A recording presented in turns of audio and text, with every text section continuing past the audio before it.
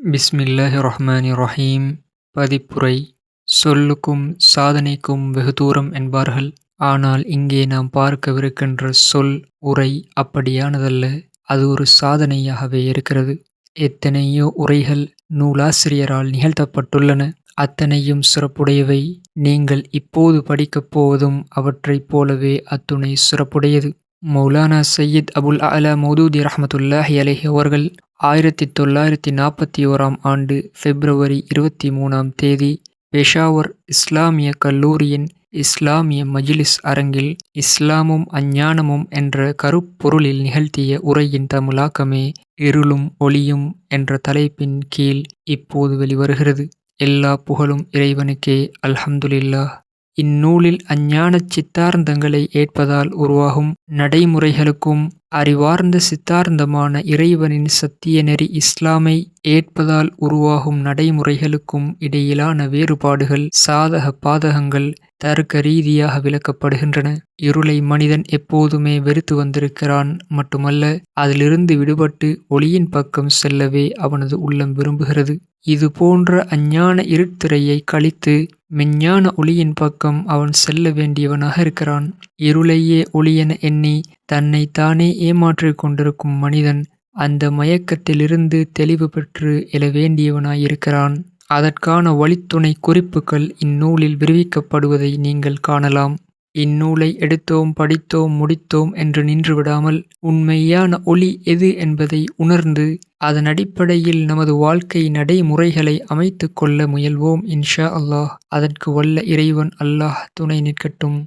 இருள் எது, ஒளி எது? உலகில் மனிதன் பலருடனும் பல பொருட்களுடனும் தொடர்பு கொள்ள வேண்டியவனாக இருக்கிறான்.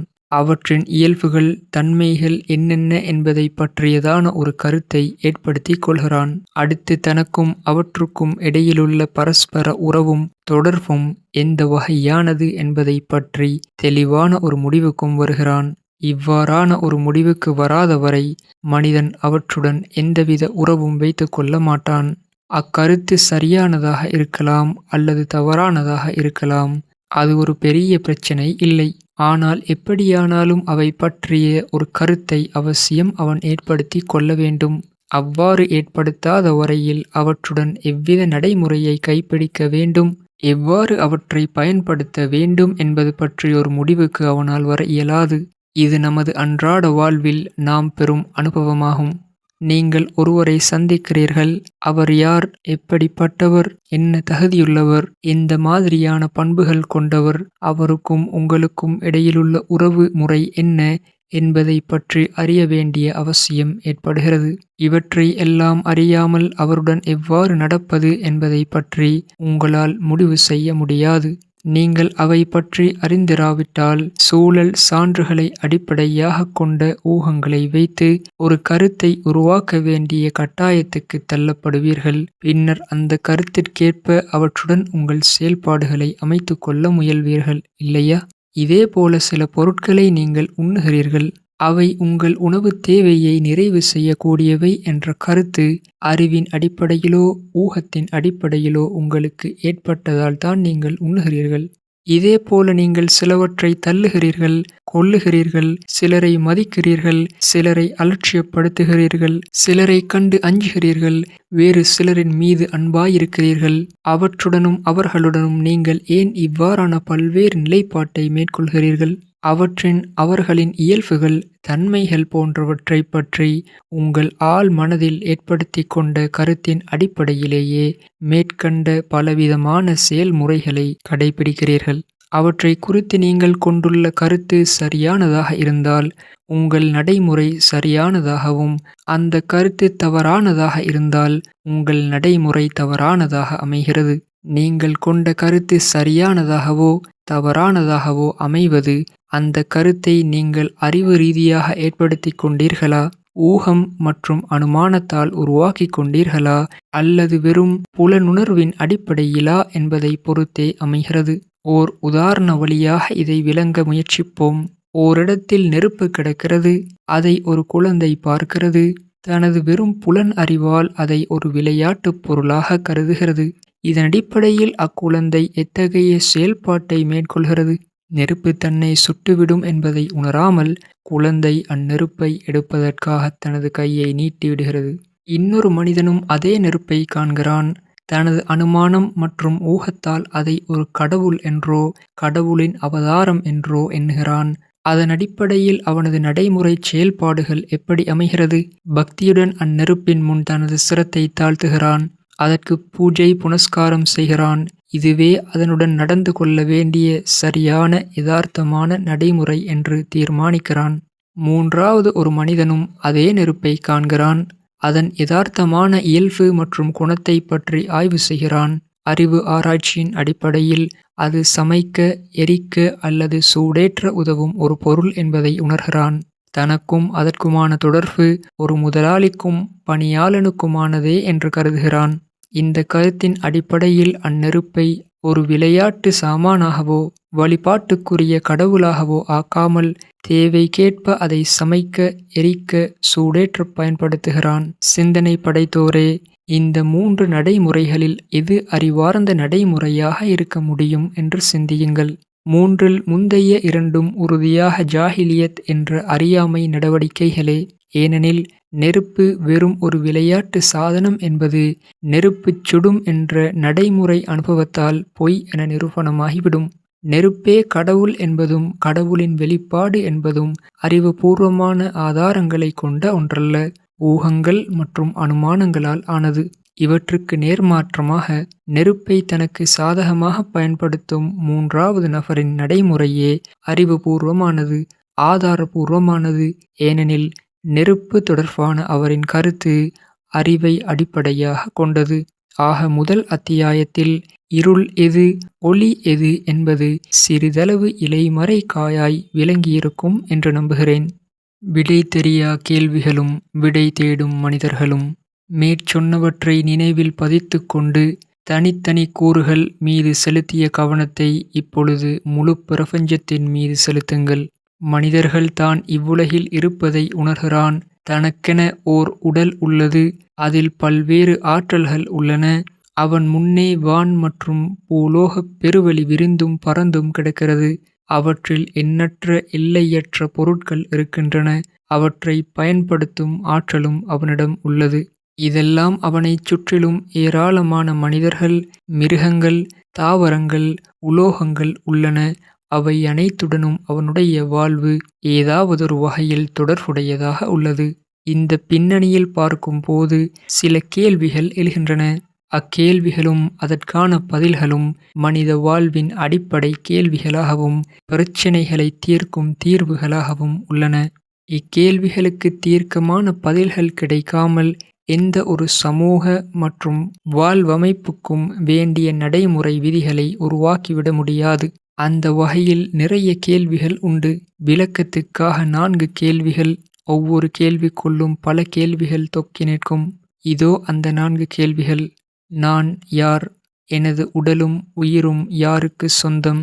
இந்த பிரபஞ்சத்துக்கு சொந்தக்காரன் யார்? உலக மாந்தரோடு உறவை பேணுவது எப்படி?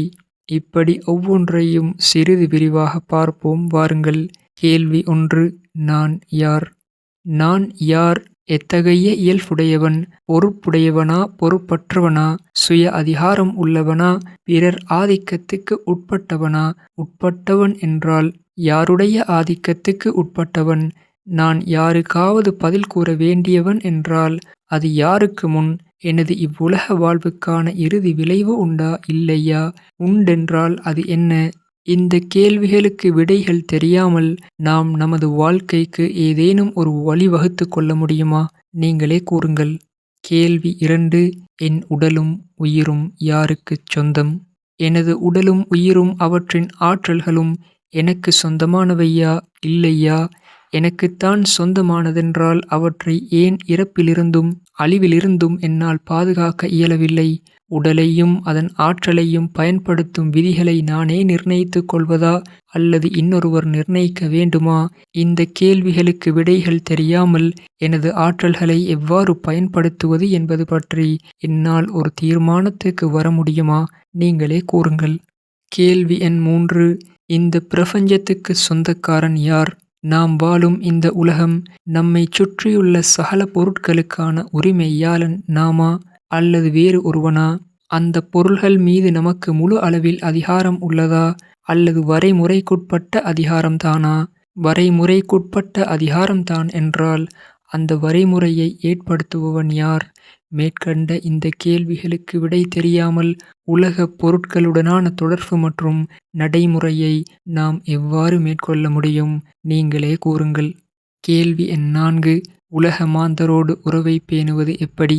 மனிதம், மனிதாபிமானம், மனிதத் தன்மைக்கான அர்த்தம் என்ன? மனிதர்களுக்கிடையிலான ஒற்றுமை, வேற்றுமை, உயர்வு தாழ்வுக்கான அடிப்படை எது? நட்பு, பகை, பரஸ்பர உதவி, உதவாமை போன்றவற்றின் அடிப்படை எந்த ஒரு அம்சங்கள் மீது கட்டமைக்கப்பட்டுள்ளன? மேற்கண்ட இந்த கேள்விகளுக்கு விடைகளோ முடிவோ தெரியாமல் மனிதர்களுடன் நாம் நடந்து கொள்ள வேண்டிய நடைமுறைகளை, விதிகளை நாம் எவ்வாறு நிர்ணயம் செய்ய முடியும், பேண இயலும்? நீங்களே கூறுங்கள்.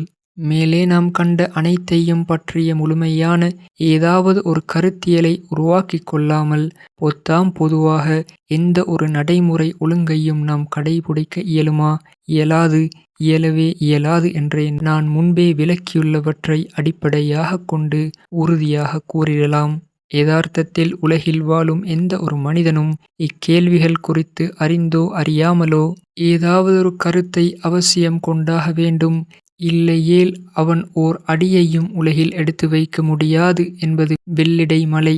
மனிதர்கள் ஒவ்வொருவரும் இந்த பிரச்சினை குறித்து இன்னும் விரிவாக தத்துவ ரீதியாக சிந்திக்கவோ, ஒவ்வொரு கேள்வி பற்றியும் வேறு ஆணிவேராக அலசி ஆராய்ந்து தீர்க்கமான முடிவு செய்யவோ தேவையில்லை. குறைந்தபட்ச அளவாவது சிந்திக்க வேண்டாமா?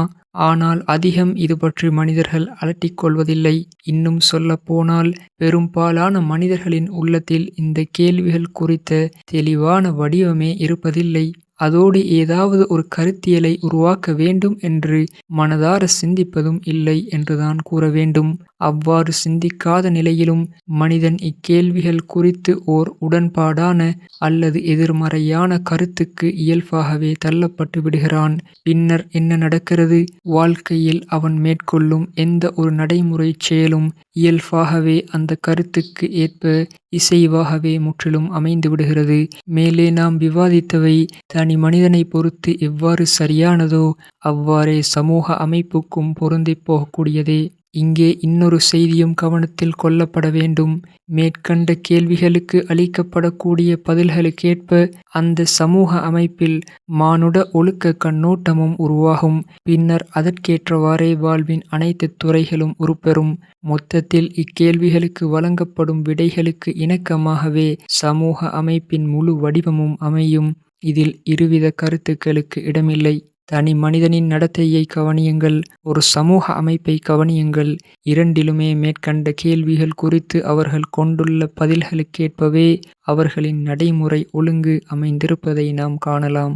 இதேபோல ஒரு தனி மனிதன் சமூக நடத்தைகளை வைத்து மேற்கண்ட கேள்விகளுக்கு எந்தவித கருத்தியலை அவர்கள் ஏற்படுத்தி வைத்துள்ளார்கள் என்பதையும் மிக துல்லியமாக நாம் அறிந்து கொள்ளலாம். ரொம்ப தெளிவான விஷயம். தனி மனிதன், சமூக நடைமுறை பண்பாடுகள் ஒரு விதமாகவும் இக்கேள்விகளுக்கான விடைகளின் தன்மைகள் வேறு விதமாகவும் இருக்கச் சாத்தியமே இல்லை. வேண்டுமானால் இக்கேள்விகளுக்கு அவர்கள் நாவளவில் சொல்லும் கருத்தின் தன்மைக்கும் அவர்களது நடைமுறையின் தன்மைக்கும் இடையில் வேறுபாடு இருக்கலாம். ஆனால் அவர்களின் இதயத்தில் இக்கேள்விக்கு உள்ள விடைகளின் தன்மைக்கும் அவர்களது நடைமுறை தன்மைக்கும் ஒருபோதும் இம்மியளவும் கூட வேறுபாடு இருக்க இயலாது. இனி அடுத்த கட்டத்துக்கு நகர்வோம். மேற்கண்ட கேள்விகள் அவை சம்பந்தமான பேருண்மைகள் அனைத்துமே மனித புலனறிவுகளுக்கும் கற்பனைகளுக்கும் அப்பாற்பட்டவை. மனிதன் பிறந்தவுடன் பார்த்தோ படித்தோ தெரிந்து கொள்ளும் வகையில் அவற்றின் விடைகள் வான்வெளியில் எழுதி வைக்கப்படவில்லை. ஒவ்வொரு மனிதனும் தானே தெரிந்து கொள்ளும் அளவுக்கு அவை தெளிவானவையாகவும் இல்லை. இதனால் தான் அனைவரும் இப்பிரச்சினைகள் குறித்து ஒருமித்த கருத்து கொண்டவர்களாக இல்லை. அவற்றை குறித்து எப்போதும் மனிதர்களிடையே கருத்து வேறுபாடுகள் இருந்தே வந்துள்ளது. பல்வேறு மனிதர்கள் பல்வேறு வகைகளில் இவற்றுக்கான விடைகளையும் தீர்வுகளையும் அவ்வப்போது கூறி வந்துள்ளனர். இப்போது நம் முன்னுள்ள கேள்வி என்னவென்றால், யதார்த்தத்தில் இந்த பிரச்சினைகளின் தீர்வுக்கான சாத்தியமான வழிகள் எவை? என்னென்ன வழிகள் உலகில் கடைபிடிக்கப்பட்டிருக்கின்றன? அந்த வழிகளால் ஏற்படும் முடிவுகள் எத்தகையவை என்பதுதான். உலகில் மேற்கண்ட பிரச்சினைகளை தீர்க்க இதுவரை 3 வழிகள் தாம் கடைபிடிக்கப்பட்டிருக்கின்றன. அந்த 3 வழிகள் இதோ.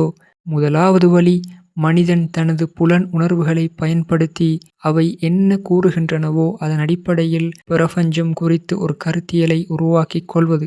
இரண்டாவது வழி, புலன் உணர்வுகளால் பெறப்படும் அறிவோடு ஊகங்கள் மற்றும் அனுமானங்களால் கருத்தியலை ஏற்படுத்திக் கொள்வது. மூன்றாவது வழி, வாய்மையும் நேர்மையும் உள்ள இறைத்தூதர்கள் பிரபஞ்ச பேருண்மையை குறித்து தங்களுக்கு நேரடியான ஞானம் இருப்பதாக உறுதியுடன் கூறி பிரச்சினைக்கான தீர்வை அவர்கள் வழங்க அவற்றை மனிதர்கள் ஏற்றுக்கொள்வது. இம்மூன்று வழிகளைத் தவிர வேறு எந்த ஒன்றையும் இதுவரை மனிதர்கள் கடைபிடித்ததில்லை. இவைதான் சாத்தியமான வழிகளாகும். இவற்றில் ஒவ்வொரு வழியும் தனக்கே உரித்தான வெவ்வேறு வகையில் இப்பிரச்சினைக்கான தீர்வை வழங்குகிறது. அவை வழங்கும் ஒவ்வொரு தீர்விலிருந்தும் ஒரு குறிப்பிட்ட தன்மை வாய்ந்த நடைமுறையும் அதன் மூலம் ஒரு சமூக அமைப்பும் உருவாகிறது. இம்மூவகை தீர்ப்புகள், அவற்றின் அடிப்படையில் உருவான கருத்தியல்கள், அவை சமூகத்தில் ஏற்படுத்தும் சாதக பாதகங்களையும் நாம் எண்ணி பார்க்க வேண்டும். இது சம்பந்தமாக நமது சிந்தனையில் பரவி கிடக்கும் இருள் மேகம் இன்னும் கொஞ்சம் விலகி மேலும் ஒளிக்கீற்று நம் இதயத்தில் பாய அடுத்த அத்தியாயத்துக்குள் நுழைவோம். வாருங்கள். புலனறிவு கருத்தியலும் அது ஏற்படுத்தும் பாதகங்களும். புலனுணர்வு மீது நம்பிக்கை வைத்து மனிதன் மேற்கண்ட பிரச்சினைகள் தொடர்பாக ஏதாவது ஒரு கருத்தியலை உருவாக்க முயன்றால் இயல்பாகவே அந்த சிந்தனையின் பின்னணியில் கீழ்க்கண்ட முடிவுக்கு அவன் வருவான். இந்த பிரபஞ்சத்தின் முழு அமைப்பும் தற்செயலாக தோன்றியது. இந்த அமைப்புக்கு பின்னணியில் எந்த ஒரு குறிக்கோளோ நோக்கமோ இல்லை. தானாகவே தோன்றியது, தானாகவே இயங்குகிறது, தானாகவே முடிவடைந்துவிடும். கண்ணுக்கு புலப்பட்ட வகையில் இதன் உரிமையாளன் எவனும் தென்படவில்லை. அப்படியான ஒருவன் இல்லவே இல்லை. ஒருவேளை இருந்தாலும் மனித வாழ்வோடு அவனுக்கு எந்த தொடர்பும் இல்லை. மனிதன் ஒருவித உயிர் பிராணி. தற்செயலாக இங்கே பிறந்துவிட்டான். அவனை யாராவது படைத்தானா அல்லது தானாகவே அவன் உருவாகிவிட்டானா என்று தெரியவில்லை. அவனை பற்றி நாம் அறிவதெல்லாம் அவன் இந்த பூமியில் காணப்படுகிறான். சில விருப்பு வெறுப்புகளை கொண்டிருக்கிறான். அவற்றை நிறைவு செய்திட அவனது இயல்பு உள்ளூர இருந்து தூண்டுகிறது. சில சக்திகளையும் சாதனங்களையும் பெற்றிருக்கிறான். அவை அவனுடைய விருப்பங்களை நிறைவு செய்ய துணை செய்கின்றன. அவனை சுற்றி இந்த பூமியில் கணக்கு வழக்கற்ற பொருட்கள் பரவி கிடக்கின்றன. அவற்றின் மீது தனது சாதனங்களையும் சக்திகளையும் பயன்படுத்தி தனது விருப்பங்களை நிறைவேற்றிக் கொள்ள முடியும். ஆக மொத்தத்தில் அவனுக்கு வழங்கப்பட்டுள்ள சக்திகளுக்கு அதிகபட்சமாக தனது தேவைகளையும் விருப்பங்களையும் நிறைவேற்றிக் கொள்வதைத் தவிர வேறு எந்த பயனும் இல்லை. ஏனென்றால் உலகம் என்பது ஒரு சாப்பாட்டு மேஜை போன்றது. அதன் மீது வளங்களும் செல்வங்களும் மற்றும் பல இன்பங்களும் பரப்பி வைக்கப்பட்டுள்ளன. அவற்றை தனது விருப்பப்படி சந்தர்ப்பங்களுக்கேற்ப வாரி எடுத்துக்கொள்ள அவனுக்கு முழு சுதந்திரம் உண்டு. இதுதான் இந்த உலகின் யதார்த்தம். இதை தாண்டி வேறெதுவும் இல்லை. அவன் பதில் கூற வேண்டிய மேலதிகாரி இல்லை. அவனது வாழ்க்கைக்குரிய சட்ட திட்டங்களை பெறக்கூடிய அறிவின் ஊற்று கண்ணோ அறிவுரைகளின் பிறப்பிடமோ எதுவும் இல்லை. எனவே மனிதன் என்பவன் யாருக்கும் பதில் சொல்ல தேவையற்ற சுய அதிகாரம் படைத்த ஓர் உயிரினம். தனக்காக சட்ட திட்டங்கள் இயற்றுவதோ தனது ஆற்றல்களை எவ்வாறு பயன்படுத்த வேண்டும் என்று தீர்மானிப்பதோ இங்குள்ள பிற படைப்பினங்களுடன் எவ்வாறு நடந்து கொள்ள வேண்டும் என்று நிர்ணயிப்பதோ அவனுடைய தனிப்பட்ட உரிமையாகும். அவனுக்கு ஏதேனும் அறிவுரை மற்றும் முன்மாதிரி இருப்பின் அது மிருகங்களின் வாழ்வியல் அம்சத்தாலோ புதைப்பொருள் ஆய்வாலோ சிக்கி மூழ்கி கற்களின் வரலாற்றாலோ அல்லது தனது சொந்த வரலாற்று அனுபவத்தாலோ தான் இருக்கிறது. அவன் யார் முன்பாவது பதில் கூற வேண்டியிருந்தால் தனது மனசாட்சிக்கு முன்பாக அல்லது தன்னை போன்ற மனிதர்களுக்குள்ளேயே தேர்வு செய்யப்பட்ட ஒரு தலைவனின் அதிகாரத்துக்கு முன்போதான் பதில் கூற வேண்டியவனாக இருக்கிறான். வாழ்வு என்பது இந்த உலக வாழ்வு மட்டுமே. செயல்களுக்கான பலன்கள் அனைத்தும் இங்கேயே கிடைத்துவிடும். எனவே சரி தவறு, பயன் பயனற்றது, கொள்ள வேண்டியது தள்ள வேண்டியது போன்றவை பற்றிய முடிவு இந்த உலகிலேயே ஏற்படும் பலாபலன்களை பொறுத்தே செய்து கொள்ள வேண்டும். இது வாழ்வை பற்றிய ஒரு வகையான சிந்தனை போக்காகும். இதில் வாழ்வின் அடிப்படை பிரச்சினைகள் அனைத்துக்கும் புலனுணர்வினால் பெறப்பட்ட அறிவின் அடிப்படையில் தீர்வு காணப்பட்டுள்ளது. உறுதியாக இந்த தீர்வின் ஒவ்வொரு தனி அம்சமும் பிறவற்றுடன் குறைந்தபட்சம் ஒரு தர்க்க ரீதியான தொடர்பும் இணக்கமான இயல்பும் கொண்டதாக உள்ளது. இதன் காரணமாக மனிதன் உலகில் ஒரு குறிப்பிட்ட தன்மை வாய்ந்த நடைமுறையை கடைபிடிக்க முடியும். இந்த தீர்வும் அத்தீர்வினால் ஏற்படும் நடைமுறைகளும் சரியானதாகவோ தவறானதாகவோ இருக்கலாம். ஆனால் அது பற்றி பிரச்சினை இல்லை. இப்போது இந்த தீர்வின் அடிப்படையில் மனிதன் இவ்வுலகில் மேற்கொள்ளும் நடைமுறையையும் அது தனிமனித அளவில் சமூக அளவில் ஏற்படுத்தும் பாதகங்களை நாம் பார்க்கலாம். முதலாவதாக, தனிப்பட்ட வாழ்வு. மேற்கண்ட கண்ணோட்டத்தின் இயல்பான தனிமனித பின்விளைவு இதுதான். மனிதன் தன் தனிப்பட்ட வாழ்வில் ஆரம்பம் முதல் இறுதி வரை யாருக்கும் பதில் சொல்ல தேவையற்ற சுய அதிகாரம் படைத்த செயல்முறைகளை கடைபிடிப்பான். தனது உடல், அதன் ஆற்றல்கள் அனைத்திற்கும் தானே உரிமையாளன் என்றே கருதுவான். மட்டுமல்ல, தனது விருப்பப்படி அவற்றை பயன்படுத்துவான். உலகில் தன் வசமாகும் பொருட்களுக்கு தானே சுய அதிபதி என்ற தோரணையில் அவற்றை பயன்படுத்துவான். யார் மீது தனக்கு அதிகாரம் ஏற்படுமோ அவர்களுக்கு தானே அதிபதி போல் நடந்து கொள்வான். இயற்கை நியதிகளின் வரம்புகளும் சமூக வாழ்வின் தவிர்க்க முடியாத கட்டுப்பாடுகளுமே அவனுடைய அதிகாரங்களை கட்டுப்படுத்துபவையாக இருக்கும். குறிப்பிடத்தக்க கடுமை உணர்வோ ஒழுக்க மாண்புகளோ யாருக்கும் பதில் கூற வேண்டும் என்ற அச்சமோ சிறிதும் அவனது உள்ளத்தில் இடம்பெறாததால் கடிவாளம் இல்லாத குதிரை போல அவன் ஆகிவிடுவான். ஏன் தெரியுமா? இது போன்ற நிலையை அவன் அடையாதிருக்க எந்த ஒரு விதிமுறையும் அவன் கருத்தியலாக கொண்ட நடைமுறையில் இல்லை. எங்கே புறத்தடைகள் இல்லாமல் இருக்குமோ, எங்கே ஒருவனுக்கு தடைகளை மீறிச் செயலாற்றும் ஆற்றல் இருக்குமோ, அங்கே அவன் தனது கருத்தியலின் இயல்பான விளைவின் அடிப்படையில் கொடுமைக்காரனாக, நாணயமற்றவனாக, குழப்பக்காரனாக, விஷமியாக மாறிப்போவான். சுயநலக்காரனாகவும் சந்தர்ப்பவாதியாகவும் உலகாயுதவாதியாகவும் ஆகிவிடுவான். தனது மனோ இச்சைகள், மிருகத்தனமான ஆசைகள் போன்றவற்றை நிறைவேற்றிக் கொள்வதைத் தவிர வேறு எந்த ஒரு நோக்கமும் குறிக்கோளும் தன் வாழ்வில் அவனுக்கு இருக்காது. வாழ்வின் நோக்கத்தை நிறைவு செய்யும் பொருட்கள் மட்டுமே அவன் பார்வையில் மதிப்புடையதாக இருக்கும். மனிதர்களிடம் இது போன்ற பண்பும் நடத்தையும் உண்டாவது மேற்கண்ட கருத்தியலின் யதார்த்தமான இயற்கையான தர்க்க ரீதியான விளைவாகும். இத்தகைய கருத்தியல் கொண்ட மனிதன் சில சந்தர்ப்பங்களில் தனது சூழ்நிலைகளை முன்னிட்டு தொலைநோக்கடிப்படையில் பரிவுணர்வு கொண்டவனாக, தியாக மனப்பான்மை உடையவனாக, சமூகத்துக்காக பாடுபடுபவனாக, மொத்தத்தில் தன் வாழ்வில் ஒரு விதமான பொறுப்புணர்வுள்ள உத்தமனாகவும் விளங்கலாம் என்பதில் சந்தேகமில்லை.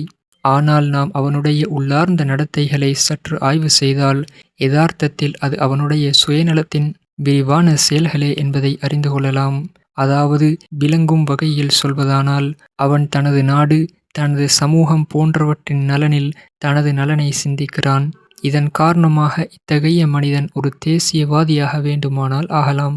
இரண்டாவதாக, சமூக அமைப்பு. மேற்கண்ட கருத்தியல் கொண்டவர்களால் அமையும் ஒரு சமூக அமைப்பின் குறிப்பிடத்தக்க சில தன்மைகளை பார்ப்போம். மனித மேலாதிக்கத்தின் அடிப்படையில் அச்சமூகத்தின் அரசியலமைப்பு உருவாகும். அவ்வாதிக்கம் ஒரு தனிப்பட்ட மனிதன், குடும்பம், வர்க்கம் அல்லது ஜனநாயக ஆதிக்கமாக இருக்கலாம்.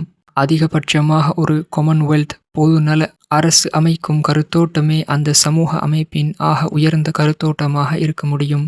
அந்த அரசியல் சட்டங்களை இயற்றுவோர் மனிதர்களாகவே இருப்பர். சட்டங்கள் அனைத்தும் இச்சைகளையும் அனுபவபூர்வமான வசதிகளையும் அடிப்படையாக கொண்டு உருவாக்கப்படும் அல்லது அவ்வாறு மாற்றப்படும். இலாபநோக்கு, சூழ்நிலை வசதிகள் இவற்றுக்கிணங்க கொள்கைகள் உருவாக்கப்படும் அல்லது மாற்றப்படும். இத்தகைய அரசியலமைப்புக்குள் பலவீனர்களை விட வலிமை வாய்ந்தோரும், நேர்மையாளர்களை விட பொய்யர்களும், உத்தமர்களை விட மோசடிக்காரர்களும், உயர்ந்த பண்புடையோரை விட இழிந்த இயல்புடையோரும், இரக்கமுள்ளோரை விட கல்லஞ்சம் படைத்தோரும் செல்வாக்கு சொல்வாக்கை பயன்படுத்தி மேலே வருவார்கள். ஆட்சி அதிகாரத்தின் கடிவாளமும் மக்களுக்கான வழிகாட்டுதலும் இவர்களின் கைகளிலே இருக்கும். இவர்களின் சட்ட சாசனத்தின் வலிமையே சத்தியமாகவும் பலவீனம் அசத்தியமாகவும் இருக்கும். சமூக அமைப்பு, சமூகவியல் அனைத்தும் மனோ இச்சைகளை அடித்தளமாக கொண்டே நிறுவப்படும். சுகபோகங்கள் மீதான ஆசை மனிதர்களை ஒவ்வொரு ஒழுக்க விழுமியங்களின் கட்டுப்பாடுகளிலிருந்தும் விடுதலை பெற்று கொண்டே போக வைக்கும். சுகபோகங்களை அடைவதில் குறைந்தபட்ச தடை இருக்கும் விதத்திலேயே ஒழுக்கத்தின் ஸ்டாண்டர்ட் தரம் நிர்ணயிக்கப்படும். இத்தகைய கருத்தோட்டத்தால் கலை, இலக்கியம், பண்பாடு அனைத்தும் பாதிக்கப்படும். அவற்றில் ஆபாசம், காம உணர்வு, நிர்வாணம் போன்றவற்றின் அம்சங்கள் அதிகரித்துக் கொண்டே போகும். பொருளாதார அமைப்பை பொறுத்தவரை சில சமயம் பிரபுத்துவ முறை தலைதூக்கும், சில சமயம் முதலாளித்துவ அமைப்பு உருவாகும், சில சமயம் பாட்டாளிகளின் கிளர்ச்சியால் சர்வாதிகார ஆட்சி அமையும். ஆனால் இத்தகைய பொருளாதார அமைப்பில் நீதி, நேர்மைக்கும் இடையில் எத்தகைய தொடர்பும் இருக்காது. மேற்கண்ட கருத்தோட்டமுள்ள சமூக அமைப்பில் அறிஞர்களை உருவாக்கும் கல்வி முறையும் கூட வாழ்வு பற்றிய அதன் சிந்தனை போக்கு, அதன் நடத்தை போன்றவற்றுக்கு இணக்கமாகவே அமையும். அக்கல்வி அமைப்புகளில் வருங்கால தலைமுறையினருக்கு பிரபஞ்சம், உலகம், அதில் வாழும் மனிதன், அவன் தகுதி போன்றவற்றைப் பற்றி நான் மேலே குறிப்பிட்ட கருத்தோட்டங்களே கற்றுத்தரப்படும். அறிவு சார்ந்த அனைத்து துறைகளிலும் இத்தகைய போதனைகள், பயிற்சிகள் வழங்கப்படுமென்றால் தானாகவே அவர்களது உள்ளங்களில் வாழ்வு பற்றிய மேற்கண்ட கருத்தோட்டம் பசுமரத்தாணி போல பதிந்துவிடும். பிறகு இப்பயிற்சிகள் அனைத்தும் அவர்களது வாழ்வில் அதே நடைமுறையை பற்றி தூண்டுவதுடன் அத்தகைய ஒரு சமூக அமைப்பில் அவர்களை இரண்டர கலந்து ஒன்றடச் செய்யும். இத்தகைய கல்வி அமைப்பு மற்றும் அதன் பயிற்சிகளின் பாதகங்களை உங்களுக்கு நான் சொல்லித் தெரிய வேண்டிய அவசியம் இல்லை. ஏனென்றால் அதை பற்றிய சொந்த அனுபவங்கள் அவரவருக்கும் உண்டு. நீங்கள் பயின்ற, உங்கள் குழந்தைகள் பயிலுகின்ற கல்வி கூடங்கள் அனைத்துமே மேற்கண்ட சிந்தனை போக்கின் மீதே கட்டமைக்கப்பட்டுள்ளன. அவற்றின் வெளிக்கட்டமைப்பு இஸ்லாமிய கல்லூரி, முஸ்லிம் பல்கலைக்கழகம் என்ற பெயரில் இருந்தாலும் சரியே, மேலே உங்களுக்கு விளக்கப்பட்ட கருத்தியல், அதனால் உருவான நடைமுறைகள் அனைத்திலும் பகுத்தறிவுக்கு முரணானதாகும். அவற்றின் தன்மை வெறும் புலனுணர்வின் மீது நம்பிக்கை கொண்டு நெருப்பை ஒரு அழகான விளையாட்டு கருவியாக கருதும் ஒரு குழந்தையின் நடைமுறை தன்மைக்கு ஒப்பானது. ஒரேயொரு வேறுபாடு, அங்கே அந்த புலன் உணர்வின் தவறு உடனே அனுபவத்தால் வெளியாகிவிடும்.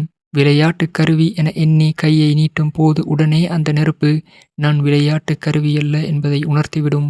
இதற்கு நேர்மாற்றமாக இங்கே புலனுணர்வின் தவறு வெகு தாமதமாகவே வெளிப்படும்.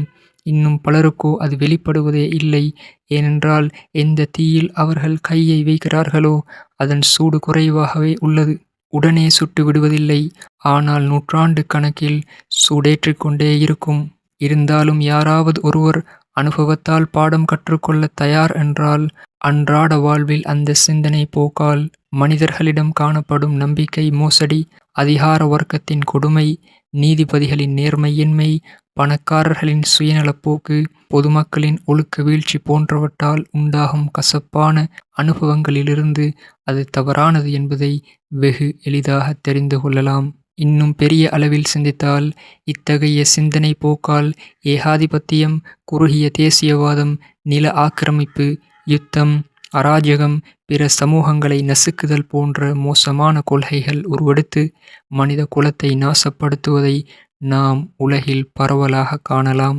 இதிலிருந்து இத்தகைய கருத்தியல் அடிப்படையில் உருவானவை அறிவார்ந்த நடைமுறைகள் அல்ல எனும் படிப்பினையை நாம் பெறலாம்.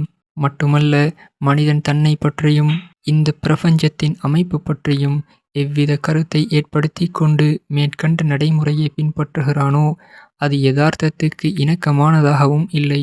அவ்வாறு இருந்திருந்தால் இது போன்ற தீய விளைவுகள் ஏற்பட்டிருக்காது. புலனுணர்வால் பெறப்படும் அறிவு மட்டுமே கொண்டு பிரபஞ்ச அமைப்பு பற்றி சிந்தித்து பிரச்சினைக்கான தீர்வுகளை தேடும் போது உருவாகும் நடைமுறைகளையும் அவை ஏற்படுத்தும் பாதகங்களையும் நாம் இதுவரை பார்த்தோம். இதன் மூலம் இன்னும் கொஞ்சம் ஒளி உங்கள் உள்ளத்தில் பரவி இருக்கும் என நான் கருதுகிறேன். பூரணமான ஒளியை நோக்கி பயணிக்க வாருங்கள். அடுத்த அத்தியாயத்துக்குள் நுழைவோம். அனுமான கருத்தியலும் அது ஏற்படுத்தும் பாதகங்களும். இப்போது நாம் புலன் உணர்வுடன் கூடிய ஊகம் மற்றும் அனுமான தீர்வு பற்றியும் அதன் பாதகங்கள் பற்றியும் காண்போம். இந்த வழிமுறையால் உலகில் 3 வெவ்வேறான கருத்துக்கள் உருவாகியுள்ளன. இணை கற்பித்தல், துறவு மனப்பான்மை, எல்லாம் இறைமயம். இம்மூன்று கருத்துக்கள் பற்றி தனித்தனியாக ஆய்வு செய்வோம். இணை கற்பித்தல். இந்த பிரபஞ்சம், அதன் இயக்கம், இயக்குனர் பற்றிய பல்வேறு கருத்துக்களில் ஒன்று. பிரபஞ்சம் இறைவனின் அதிகாரத்துக்கு உட்பட்டதுதான். ஆனால் அந்த அதிகாரம் ஓர் இறைவனிடம் இல்லை, பல்வேறு கடவுள்கள், சக்திகளிடம் இருக்கிறது. மனிதனின் நன்மை, தீமை, வெற்றி, தோல்வி, இலாபம், நஷ்டம் போன்றவற்றை பல்வேறு கடவுள்களின் தயவின்மையை பொறுத்து இருக்கின்றன. இக்கருத்தை கொண்டிருப்பவர்கள் மேலும் தங்கள் ஊகம், அனுமானங்களை பயன்படுத்தி இறையாற்றல் எங்கெங்கு யார் யார் கைகளில் உள்ளன என்றும் முடிவு செய்ய முயல்கிறார்கள். பார்வையில் பட்டதை எல்லாம் பரம பொருளாக ஏற்றுக்கொள்கிறார்கள். இத்தகைய கருத்தியல் மனித வாழ்வில் ஏற்படுத்தும் பாதகங்கள் பல. இதோ அவற்றில் சில. முதலாவதாக, மனித வாழ்வு முழுவதும் ஊகங்கள் வந்து குவியும் இடமாக மாறிவிடும். பகுத்தறிவு ரீதியான ஆதாரங்கள் இன்றியே தனது ஊகம், அனுமானத்தினால் தவறான பல்வேறு கருத்துக்களை மனிதன் ஏற்படுத்திக் கொள்வான். இயற்கைக்கு அப்பாற்பட்ட சக்திகள் தனது விதியில் நல்ல தீய விளைவுகளை ஏற்படுத்தும் எனும் முடிவுக்கு தானாகவே வந்து விடுவான். இதனால் நல்ல விளைவுகள் பற்றிய கற்பனை நம்பிக்கையிலும் தீய விளைவுகள் பற்றிய கற்பனை பயத்திலும் அவன் மூழ்கி தன் ஆற்றல் பலதை பயனற்ற வகையில் வீணடித்து விடுவான். சில சமயம் ஏதோ ஒரு சமாதியின் மீது நம்பிக்கை வைத்து அது தனது காரியத்தை முடித்து கொடுக்கும் என்று கருதுகிறான். சில சமயம் ஏதோ ஒரு கற்சிலையை நம்பி அது தனது விதியை சீராக்கிவிடும் என்று நினைக்கிறான். சில சமயம் தனது பணியை முடித்து தரும் ஏதோ ஒரு கற்பனை கடவுளை மகிழ்விக்க ஓடி அலைகிறான். சில சமயம் அபசகுனம் என்று ஒன்றை கருதி மனமுடைந்து போகிறான். நல்ல சகுனம் என்று வேறொன்றை எண்ணி ஆகாய கோட்டை கட்டுகிறான். இவை அனைத்தும் மனித சிந்தனைகள், முயற்சிகளை முடக்கி முடமாக்கிவிடும். இயற்கை உபாயங்களின் வழியிலிருந்து தடம் புரளச் செய்து இயற்கைக்கு மாறான வழியில் மனிதனை செலுத்திவிடும். இரண்டாவதாக, மேற்கண்ட கருத்தோட்டத்தின் காரணமாக பூஜை, புனஸ்காரம், காணிக்கை, படையல், நேர்த்திக்கடன் என பல்வேறு சடங்குகள், சம்பிரதாயங்கள் உருவாகின்றன. இவற்றில் அதிகம் மூழ்குவதால் பெரும்பாலான மனித முயற்சி மற்றும் செயல்பாடுகள் வீண் வேலைகளில் விரயமாகிறது. மூன்றாவதாக, இவ்வாறு இறைவனுக்கு இணை கற்பித்து இது போன்ற ஊகங்களில் மூழ்குவோரை மூடர்களாக்கி தங்கள் வலையில் விழ வைக்கும் சூழ்ச்சிக்காரர்களுக்கு நல்லதொரு வாய்ப்பு கிடைத்து விடுகிறது. ஒருவன் அதிகாரத்தில் அமர்கிறான். சூரிய, சந்திர மற்றுமுள்ள இதர கடவுள்களுடனும் தனது வம்சத்தை இணைத்து தன்னிடம் கடவுளின் அம்சம் உள்ளது, எனவே நீங்கள் அனைவரும் எனது அடிமைகள் என்று கூறி மக்களை நம்ப வைக்கிறான். இன்னொருவன் புரோகிதனாக, பூசாரியாக வடிவம் எடுக்கிறான். உங்களது இலாப நஷ்டம் யாரிடம் உள்ளதோ அத்தகைய கற்பனை கடவுளோடு தனக்கு தொடர்பு உண்டு, எனவே நீங்கள் என் மூலமாகத்தான் அக்கடவுளை அடைய முடியும் என்று மக்களிடம் கூறுகிறான். வேறொருவன் மந்திரவாதி, சூனியக்காரன், வலி, பீர் என தன்னை பறைசாற்றிக் கொண்டு மந்திர மாயங்கள் செய்து மக்களை ஏமாற்றி பிழைக்க ஆரம்பித்து விடுகிறான். இந்த மந்திர பொருட்கள் இயற்கைக்கு அப்பாற்பட்ட வகையில் உங்கள் தேவைகளை நிறைவு செய்யும் என நம்ப வைக்கிறான்.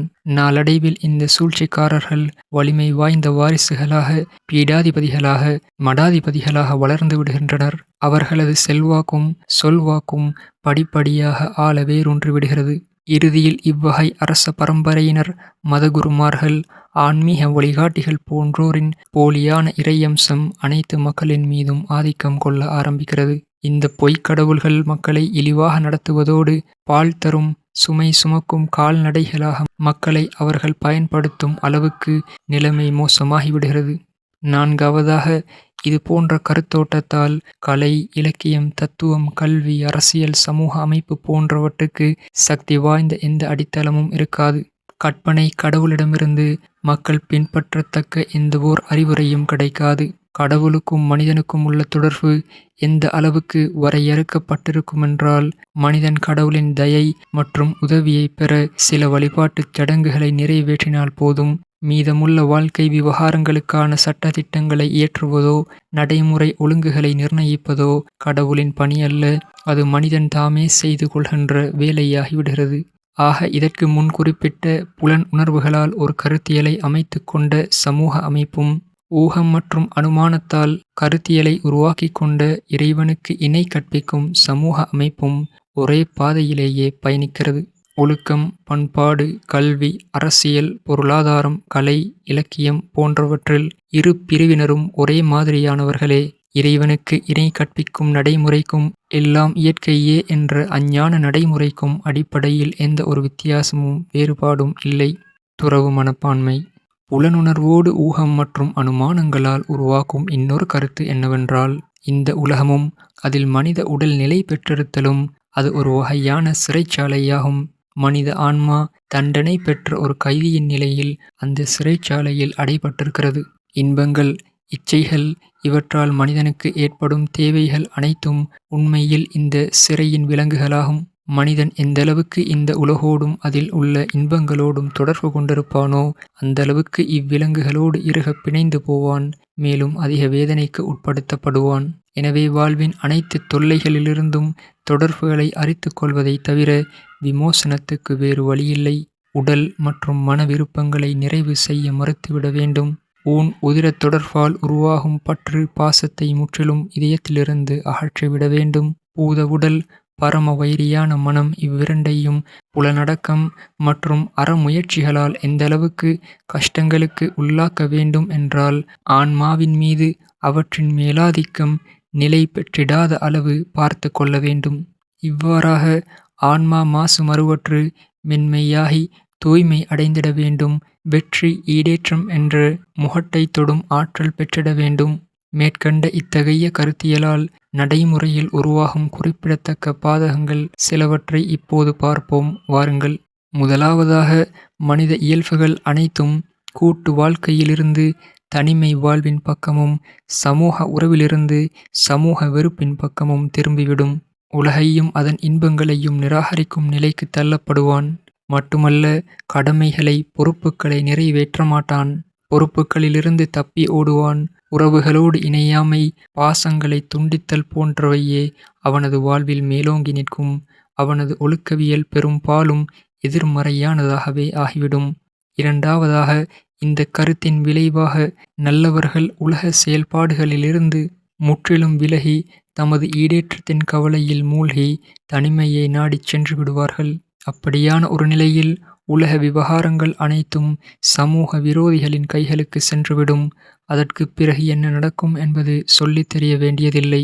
மூன்றாவதாக, சமூக அமைப்பில் இந்த கருத்தாக்கத்தின் செல்வாக்கு எந்த அளவுக்கு அதிகரிக்கிறதோ அந்த அளவுக்கு மக்களிடம் எதிர்மறையான ஒழுக்கவியலும் சமூக விரோதமான தனிப்பட்ட விருப்பு வெறுப்புகளை கொண்ட சிந்தனை போக்கும் ஒருவித சோர்வு மனப்பான்மைகளும் உண்டாகிவிடும். மனிதர்களின் நடைமுறை ஆற்றல்கள் உயிரற்றுப் போய்விடும்.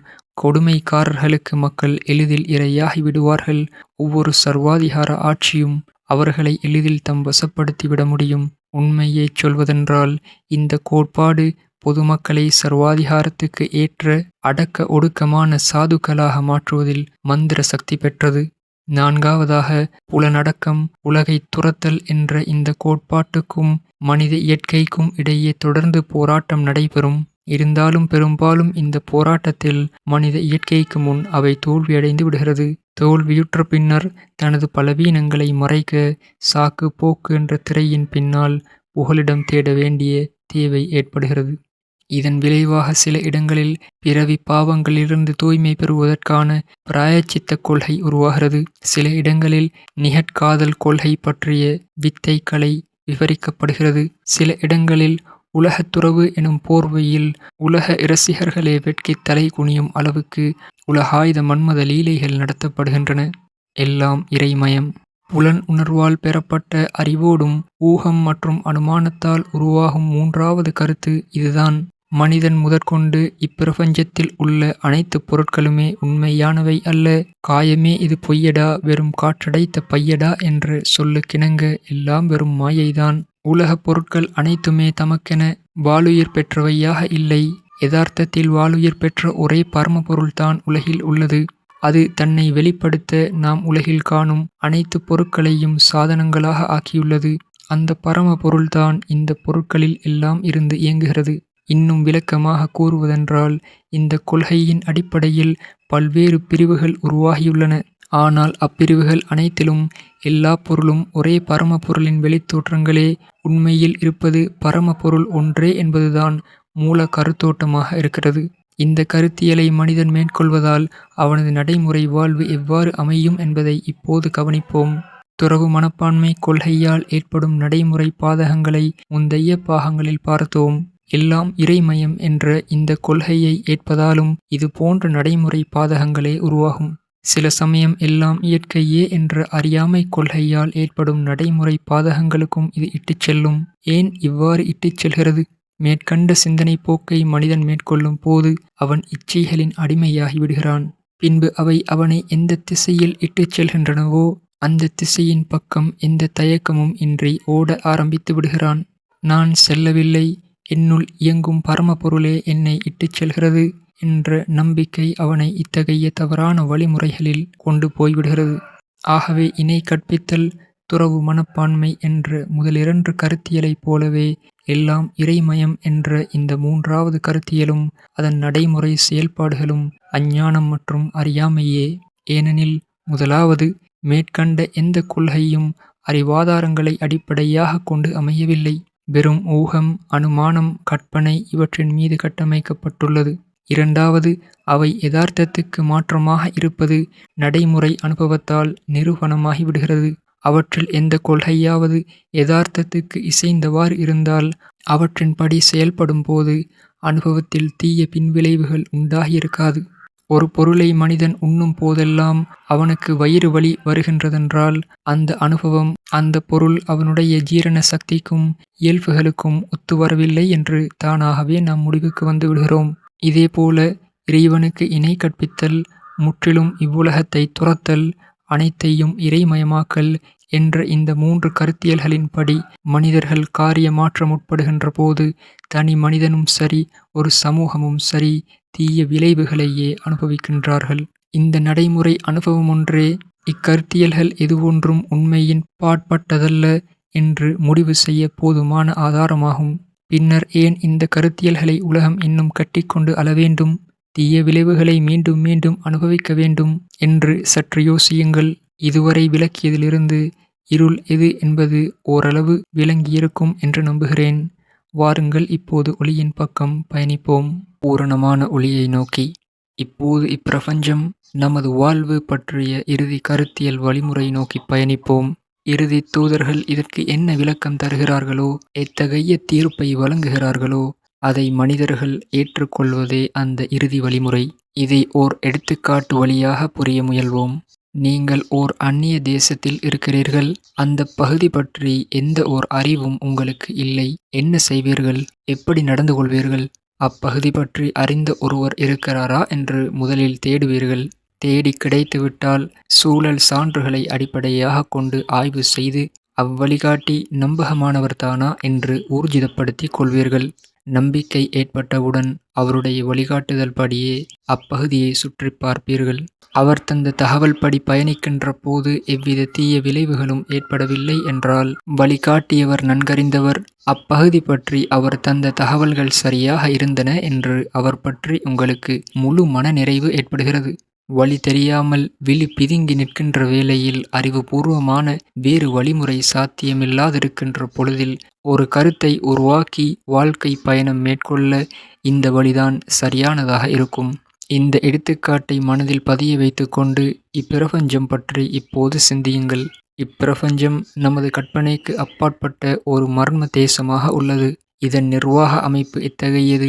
எந்த மூலாதார விதிகளின்படி இது இயங்கிக் கொண்டிருக்கிறது? இதில் நமது தகுதி என்ன? இங்கே நாம் எப்படி நடப்பது? எந்த நடைமுறையை மேற்கொள்வது? போன்ற பதில்கள் நமக்கு தெரியாது. மேலோட்டமான கணிப்பில் இது தானாக இயங்குவதாக நமக்கு தோன்றுகிறது, அவ்வளவுதான். வெளிப்படையாக தோன்றுவதை வைத்து ஒரு கருத்தை நாம் உருவாக்கிக் கொள்கிறோம். பின்னர் அதற்கேற்றவாறு ஒரு நடைமுறையை மேற்கொள்கிறோம். ஆனால் அதனால் ஏற்படும் விளைவோ தீமை பயப்பதாக உள்ளது. இதேபோல் ஊகம் மற்றும் அனுமானத்தின் அடிப்படையில் வேறு ஒரு கருத்தை ஏற்படுத்திக் கொள்கிறோம். அவை ஒவ்வொன்றுக்கேற்பவும் நடைமுறையை அமைத்துக் கொள்கிறோம். ஆனால் அதன் ஒவ்வொரு வழியிலும் தவறான முடிவுகளையே காண்கிறோம். இதற்கு பிறகு இறுதியாக ஒரு வழி மட்டுமே எஞ்சியுள்ளது. அதுதான் இறை தூதர்கள் இக்கேள்விகளுக்கு வழங்கிய தீர்வுகளை மனப்பூர்வமாக ஏற்றுக்கொள்வது. ஏனெனில் பிரபஞ்சம் குறித்த முழு அறிவிருப்பதாக அவர்கள் வாதிடுகின்றனர். அவர்களின் தனிப்பட்ட வாழ்வை எந்த வகையில் ஆய்வு செய்தாலும் அப்பழுக்கற்ற மிக தூய வாழ்வுக்கு சொந்தக்காரர்களாக திகழ்கின்றனர். மட்டுமல்ல, அவர்கள் உண்மையாளர்கள், நம்பிக்கைக்குரியவர்கள், நாணயமானவர்கள், சுயநலமற்றவர்கள், சிறந்த அறிவாளிகள் என்பதையும் அறிகிறோம். மேலெழுந்த வாரியாக நோக்கும் போது மேற்கண்ட இந்த சிறப்பம்சங்களே அவர்கள் மீது நம்பிக்கை கொள்ள போதுமான சான்றுகளாக உள்ளன. இதற்கு பிறகும் சந்தேகம் இருந்தால் இது பற்றி ஆய்வு செய்து தீர்க்கமான ஒரு முடிவெடுக்க பின்வரும் கேள்விகளை நாம் எழுப்பி அதற்கும் பதில் தேடி பார்க்கலாம். என்ன அந்த கேள்விகள்? 1. பிரபஞ்சம், நாம் வாழும் உலகம், அதில் நமது நிலைப்பாடு இவை பற்றி அந்த இறை தூதர்கள் தரும் தகவல்கள் எந்த அளவு ஏற்றுக்கொள்ளத்தக்கவை? 2. அவற்றுக்கு எதிரான அறிவியல் சான்றுகள் இவை ஏனும் உள்ளனவா? 3. அவர்களின் தகவல்களுக்கேற்ப மனிதர்கள் வாழும் போது அந்த நடைமுறைகள் எத்தகைய விளைவுகளை ஏற்படுத்தி உள்ளன? நல்ல விளைவுகளையா, தீய விளைவுகளையா? இவற்றை நாம் ஆய்வு செய்கின்ற போது இம்மூன்று கேள்விகளுக்கான விடைகளும் நிறைவாகவே அமைந்துள்ளன என்று நாம் அறிந்தால், அந்த இறை தூதர்களின் வழிகாட்டலில் உறுதியாக ஈமான் நம்பிக்கை கொள்வதும் அவர்களின் அறிவுரைகளுக்கேற்ப நமது வாழ்வை தகவமைத்துக் கொள்வதும் தானே அறிவார்ந்த செயலாக இருக்க முடியும். சற்று சிந்தியுங்கள். இந்த அறிவார்ந்த கருத்தியலுக்கு முன் ஒருவன் தலை சாய்த்துவிட்டால், தனது ஆணவம், மனம் போன போக்கு இவற்றை விடுத்து இக்கருத்தியலை உள்வாங்கி அதன் நடைமுறைகளை பின்பற்றி அதன் வரையறைகளுக்குள் தன்னை உட்படுத்தி கொண்டால் அதற்கு பெயர்தான் இஸ்லாமிய நடைமுறை. இதன் அடிப்படையில் ஒருவன் உருவாக்கிக் கொள்ளும் கருத்தாக்கமே இஸ்லாமிய கருத்தாக்கம். அதுவே ஒளியை நோக்கிய பயணமுமாகும். இறை தூதர்கள் சொன்ன தகவல்களும் அவர்கள் வழங்கிய அறிவுரைகளும் மனிதன் உள்ளிட்ட அவனைச் சூழ பறந்து கிடக்கும் இந்த பிரபஞ்சம் முழுவதும் தற்செயலாக உருவானதல்ல. மாறாக அது ஓர் ஒழுங்குக்கு உட்பட்ட திட்டமிட்ட நிர்வாக அமைப்பாகும். எல்லாம் வல்ல இறைவன் அதை படைத்துள்ளான். அவனே இதன் உரிமையாளன். யாருடைய இணையோ துணையோ இல்லாமல் அவனே இதன் தனி அதிகாரியாக இருக்கிறான். இது சர்வாதிகாரம் படைத்த ஓர் அமைப்பு. இதன் அதிகாரங்கள் அனைத்தும் மத்திய அதிகாரத்தின் வசம் உள்ளது. அந்த மகத்துவமிக்க உயர்ந்தோனின் அதிகாரத்தை தவிர வேறு யாருடைய அதிகாரமும் இங்கே செல்லுபடியாவதில்லை. பிரபஞ்ச அமைப்பில் இயங்கும் அனைத்து சக்திகளும் அந்த ஏக இறைவனின் கட்டளைகளுக்குட்பட்டவையே. அவன் ஆணைகளை மீறவோ அவன் அனுமதியின்றி தானாக இயங்கவோ இங்கே யாருக்கும் சக்தியில்லை. எங்கும் பறந்து விரிந்துள்ள இந்த முழுமையான சர்வாதிகார அமைப்புக்குள் வேறெவருடைய சுய அதிகாரத்துக்கோ தன்னிச்சையான பொறுப்பற்ற தன்மையில் இயங்குவதற்கோ இம்மியளவும் இடம் கிடையாது. அதன் இயற்கை அமைப்பும் அதற்கு இடம் தருவதில்லை. இங்கே மனிதனை பொறுத்தவரை அவன் ஒரு பிறவி குடிமகன். அதுவும் அவன் சுய விருப்பத்தை பொறுத்து அமைந்ததல்ல. அவன் உலகின் ஒரு குடிமகனாக பிறந்துள்ளான். அதைத் தவிர வேறு எந்த ஒன்றும் அவன் சக்திக்கு உட்பட்டதல்ல. எனவே அவன் தானாக தனக்கென்று ஒரு வாழ்வு முறையை அமைத்து கொள்ளவோ தனக்கான கடமைகளை தானே தீர்மானித்து கொள்ளவோ உரிமையற்றவன்.